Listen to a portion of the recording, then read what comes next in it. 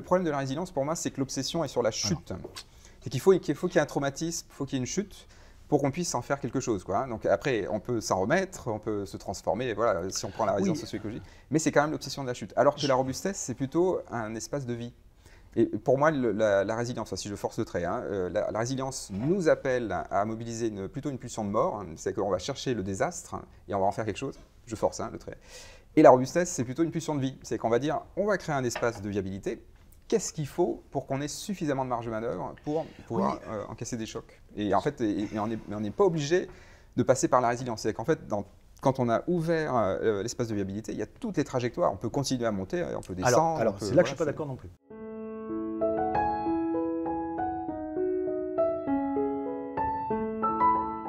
Ce sont des citations de ce que raconte Thierry Ribaud.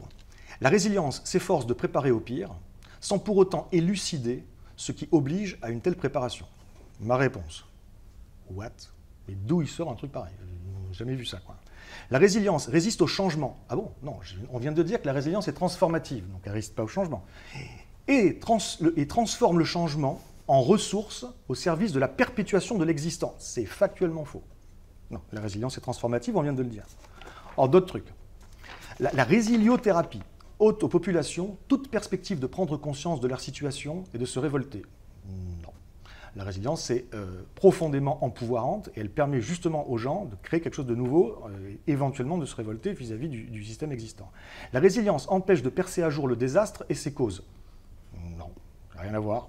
La résilience pousse à l'intériorisation de l'affliction, alors là on va sur le champ psycho, à la responsabilisation dans la souffrance, et vise à réécrire les catastrophes en vue de l'avenir. Je ne sais pas d'où il sort ça. Il s'agit de nier le négatif, ce que j'appelle la négaphobie. Mais où va-t-il chercher tout ça? Voilà. Et enfin, la résilience, il y a d'autres choses, apparaît comme une institution sociale au service du consentement, ce que j'appelle une technologie du consentement. Alors des technologies du consentement, il y en a plein, mais la résilience n'en fait pas partie. C'est une technologie, entre guillemets, d'empouvoirment. Donc, pour moi, la critique de Ribaud, il n'y a quasiment aucun de ces critiques qui tient. Et on peut résumer, je pense, sa pensée de la manière suivante. Ouais. Il a étudié le cas post-Fukushima au Japon. Post-Fukushima au Japon, il y a une politique gouvernementale qui a été menée. Et cette politique gouvernementale, Thierry Ribaud la critique allègrement. Et même si je ne le suis pas sur l'intégralité de sa critique, il y a certains éléments où je suis parfaitement d'accord avec lui. Ok, oui, le gouvernement japonais a mis en place derrière une politique qui est une politique assez autoritaire, en tout cas technocratique, c'est comme ça et pas autrement. Et braves gens, apprenez qu'il va falloir souffrir et souffrez. Et apprenez à souffrir et apprenez à endurer. Voilà, faut être fort, faut être fort. Et du coup, voilà, bon ça il critique, je veux bien être d'accord. Sauf qu'ensuite il dit, oui, mais le gouvernement japonais a appelé cette politique, la politique de construction nationale de la résilience, ou de construction de résilience nationale, je ne sais plus. Ouais. Et donc, la résilience, c'est pas bon. Et il pour un bouquin qui s'appelle « Contre la résilience ». Attendez, mais c'est pas de la résilience, ça n'a rien à voir. Va dire ça à Elinor Ostrom, qui en 2002 a publié un article avec Janssen sur la résilience des systèmes socio-écologiques. Va dire ça à Rob Hopkins et des gens comme ça, que c'est un truc top-down, étatique de fabrication du consentement. Enfin, c'est le contraire de la réalité. Le Japon, c'est pas parce qu'il a appelé ça résilience que ça en est. Donc on peut critiquer ce qu'a dit le Japon, on ne peut pas critiquer ce qu'est la résilience et dire non contre la résilience. Je précise enfin un dernier truc, c'est que le Japon n'a même pas appelé ça résilience. C'est un mot japonais qui a été utilisé. Et moi, je me suis renseigné auprès d'un traducteur franco-japonais. Il m'a dit, ouais, bon, résilience, pourquoi pas, mais enfin, c'est plutôt, la traduction, ce serait plutôt consolidation. Donc, on n'est même pas précis sur les termes. Il y a du lost in translation dans cette histoire. Pour moi, la critique de Thierry Ribaud sur ce qui s'est passé au Japon, pourquoi pas, mais faire porter le chapeau de tout ça et la responsabilité, la notion de résilience, en aucun cas. Voilà, c'est comme en France, c'est pas parce qu'il y a le mot que ça en est. La critique de Thierry Ribaud vis-à-vis de la résilience ne tient pas 3 secondes la route à mes yeux, et je ne suis pas le seul à le penser, parce que j'en ai parlé depuis 2021 à pas mal de gens dans mon réseau et de gens où on parle de résilience socio-écologique. On est à peu près tous d'accord pour dire, mais qu'est-ce qu'il raconte ce mec? Voilà. Je suis désolé si tu écoutes, non, je suis désolé. Et donc, j'ai fini, si cette critique tombe, y a-t-il encore une raison de prôner la robustesse plutôt que la résilience? Voilà. Eh ben donc c'est voilà. En fait, on va être d'accord et pas d'accord. On va être d'accord sur le fond, c'est-à-dire que la résilience socio-écologique n'est pas celle enfin là où on est d'accord et pas d'accord, c'est que lui il parle pas de résilience socio-écologique. Il parle de résilience psychologique adaptée au monde social. Et toi, tu parles de résilience socio-écologique comme le champ de la socio-écologie, donc voilà, Folke, Holling, tout ça. Et donc, ces deux résiliences totalement différentes. De quoi parle-t-on au final? Et ben voilà, c'est le même mot pour deux choses complètement différentes, mais le problème du mot résilience, c'est que les deux sens sont très problématiques. En fait, dans tout ce que dit Thierry Ribaud, quand on voit ce que c'est que la résilience psychologique, en fait, on peut être que d'accord. C'est ça qui est dingue, c'est qu'en fait, c'est vraiment une technologie du consentement. Moi, je suis totalement d'accord avec ça. Je vois quand même pas, même si je ne suis pas, comme je l'ai dit avant, un pro de la résilience psychologique, ouais. Je ne pense quand même pas que ce soit de la résilience. On peut critiquer la politique japonaise, et là, à la rigueur, Thierry Ribaud et moi, on a des convergences idéologiques, ou en tout cas de conviction. Mais dire c'est de la résilience, même dans ce champ-là, je ne le sens pas. D'accord, mais bon, c'est vrai que le Japon, c'est un exemple criant, parce que c'était la fameuse phrase que je cite souvent, c'est politique nationale de résilience, donc alors peut-être avec un mot un peu à traduire, mais qui disait, voilà, pour ne pas avoir peur des radiations nucléaires, il faut s'exposer. Oui, il faut s'exposer. Ça, c'est complètement, c'est dingue, quoi. Enfin, c'est vraiment, là c'est de la résilience toxique, là, pour le coup, là, mais psychologique. Je peux citer un truc, ouais. C'est juste un élément. Si je dis ça, je sens que ça va être mal perçu. Je ne suis pas pro-nucléaire, d'accord? Je ne suis pas non plus un anti-nucléaire de base, mais enfin, globalement, je suis d'accord avec toi que si dans l'absolu, le nucléaire, oui, ça doit faire partie de l'équation. Si on regarde uniquement la transition énergétique et le fait de décarboner, oui, le nucléaire est important. Mais dans une perspective de basculement systémique à venir, comment tu entretiens ces installations? Toi, tu parles de bombes sales, j'ai entendu ça. On peut dire ça, effectivement, c'est un vrai risque. Bon, passons. Donc, je ne suis pas pro-nucléaire du tout. Mais je vais dire quand même une chose. Au Japon, d'après l'UNSCEAR, je ne sais jamais comment il faut dire, c'est le truc des Nations Unies sur le machin, il n'y a eu aucune victime des radiations à Fukushima. Les seules victimes qu'il y a eu sont des victimes qui ont été dues à la politique un peu agressive d'évacuation de la zone, et là, ça a créé des victimes. Et la science dit qu'en dessous de 100 millisieverts par an, tu n'as aucun effet constaté sur la santé humaine. Au Japon, la dose des gens, même pas loin de la centrale, était largement en dessous de ça. Donc je peux quand même comprendre. Après, je ne suis pas pro-nucléaire et j'aime pas non plus cette façon de faire. Voilà. Technocratique, c'est comme ça. Etc. Oui, je n'aime pas ça. C'est insupportable. Mais enfin, quand même mais je comprends pourquoi ils l'ont fait quand même. Il faut quand même, juste pour sortir du Japon, là, Tchernobyl, on se rend compte que finalement, les attaques de drones ont créé des dégâts assez importants sur le sarcophage de Tchernobyl. Donc, les attaques de drones? Oui, qu'il y a eu les mois derniers. On pensait que c'était des petites attaques. Voilà. Oui, je pensais que tu parlais pour la Russie-Ukraine, dans la guerre actuelle. Là, et on se rend compte que ce sarcophage, en fait, ne protège qu'à moitié. Il suffit qu'il y ait une zone de guerre, et d'un seul coup, cette centrale dont on pensait qu'elle ferait plus jamais de mort, finalement, c'est encore un danger. C'est surtout sur la durée, et on en prend pour vraiment très longtemps à avoir géré ce truc-là.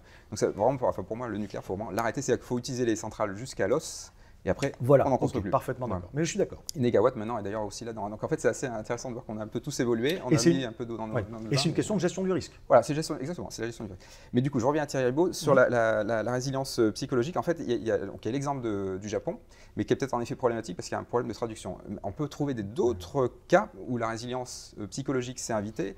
Par exemple, quand après la Grande Dépression aux États-Unis, en fait, c'est une des premières fois où on a commencé à parler de résilience psychologique aux États-Unis, et on parlait de resiliency, donc qui n'est pas tout à fait la même chose. Il y a un très léger, petite légère truc. Mais parce que pour le dire, pour que les gens comprennent, il y a les deux mots en anglais. Il y a resilience et resiliency. En plus, des gens qui interchangent les deux, mais en fait, il y a une légère. Oui, il y a des petites variations. Mais c'était quand même pour dire, les Américains, ils sont incroyables, ils arrivent à remonter après cette crise économique. Et donc là, en fait, ce que va dire Thierry Ribaud, c'est qu'on ne questionne pas les causes de la crise économique. Après, on peut dire autre chose, c'est Ivan Illich, par exemple, quand il dit que la médecine est l'alibi d'une société pathogène, c'est un peu le même genre de truc. C'est le même genre de processus. Voilà, on va prendre plein de médicaments, on va trouver des super chimiothérapies, mais sans questionner le fait qu'on est dans des environnements toxiques, finalement. Et donc, en fait, c'est ça, c'est ça qui l'inverse. Et c'est ça que je trouve intéressant. Non, mais qu'en fait, on est d'accord, mais voilà, sur le fond. Pour moi, quel est le rapport avec la résilience ?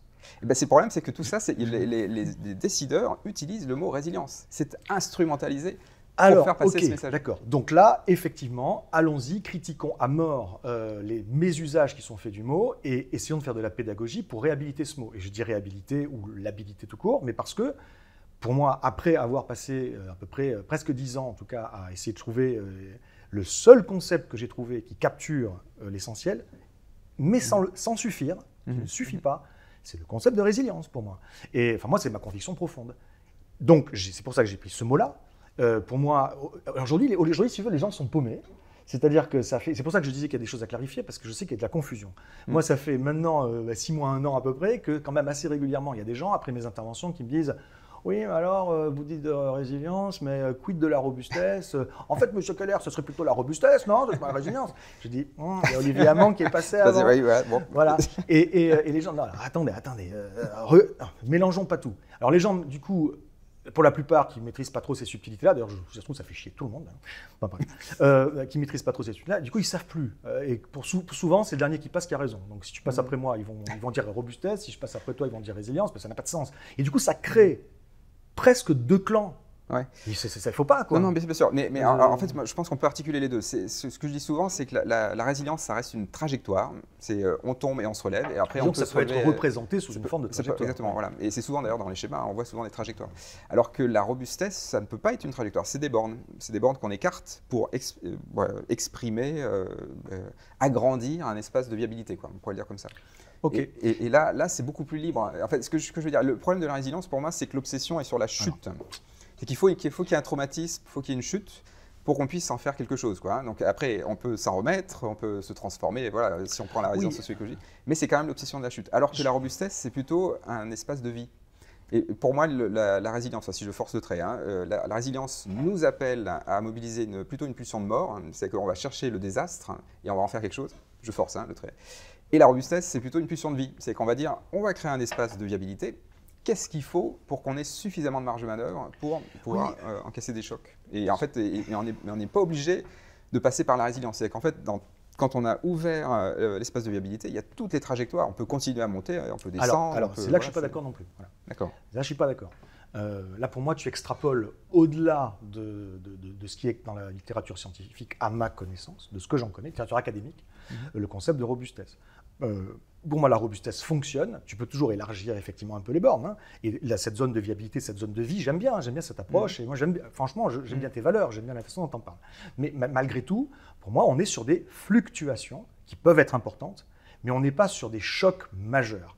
Et là, il ne s'agit même pas de chocs majeurs style Fukushima. Il s'agit d'un changement d'air qui arrive avec carrément le système qui va changer, qui va peut-être même s'effondrer dans certains cas.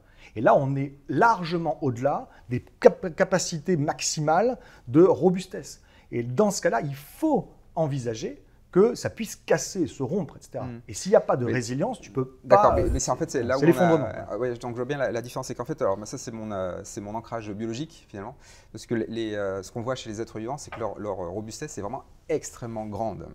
Leur marge de manœuvre est extrêmement grande, parce que dans une vie, ils vont passer, enfin même nous, nous on a quand même été des fœtus, on a vécu comme des parasites pendant un temps, après on a vécu sans rien, tu vois, on a vécu des choses incroyables. Et donc tout ça, c'est un système qui ne vit pas une crise, on pourrait considérer que c'est une forme de crise systémique, mais c'est naturel, quoi. C'est le truc standard. Un chêne, c'est normal qu'il ait la foudre de temps en temps, quoi.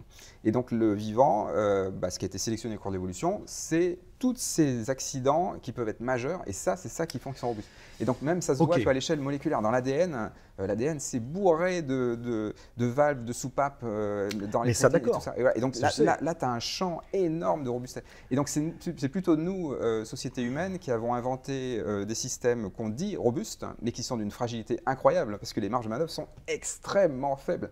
Et donc je comprends qu'on parle de la résilience. Par la performance ou l'optimisation. Voilà, mais tu vois, on va y revenir aussi. Mais c'est toi où la résilience psychologique déclinée dans le monde économique s'installe. C'est-à-dire qu'en fait, puisqu'on n'a pas fait des systèmes assez robustes, on va faire de la résilience.